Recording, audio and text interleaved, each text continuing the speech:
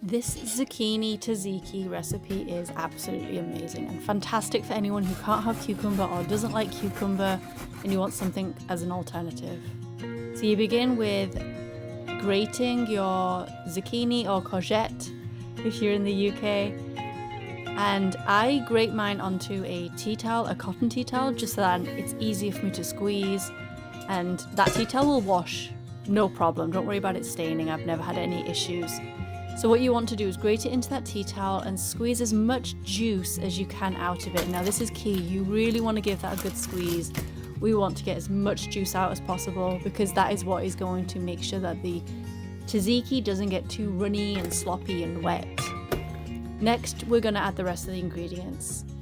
It is important and key that you get the highest fat yogurt that you can get, plain Greek yogurt, but as long as it is a 10% to 15% milk fat is what you want. If you can't, then you're going to have to squeeze some of the juice out of that as well. We're going to follow that up by adding some lemon juice and some garlic.